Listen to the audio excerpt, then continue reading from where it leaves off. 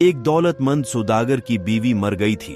थोड़े अरसे के बाद वो खुद भी दमे के मरज में मुब्तला हो गया। उसने अपनी कल जायदाद अपने बेटे के नाम कर दी। हजारों की जायदाद पाकर पहले तो जवान लड़का और उसकी बीवी सब सौदागर की खूब अच्छी तरह खातिरदारी करते रहे, मगर कुछ अरसे के बाद उनका जोश ठंडा होकर ये हालत हो गई कि इलाज मुआलजा भी छूट गया और खाना भी वही मिलने लगा जो मामूली अंदाज का घर में पकता था।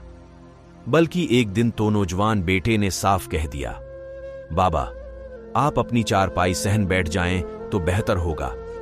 हर वक्त खनसते रहने से बच्चों में बीमारियां फैलने का अंदेशा है। बीमार बाप को सब्र और शक्र के सिवा कोई चारा न था।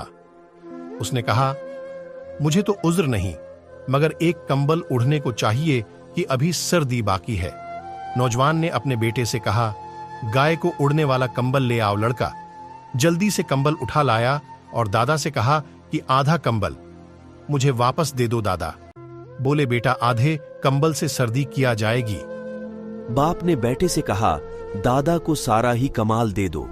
इस पर छोटे लड़के ने बाप को मुखातब करके जवाब दिया, घर में ऐसा कंबल तो एक ही है, अगर सारा दादा को दे दिया तो जब आप बूढ़े और बीमार होकर सहन में चारपाई बिछाएं गे तो आपको क्या दूंगा।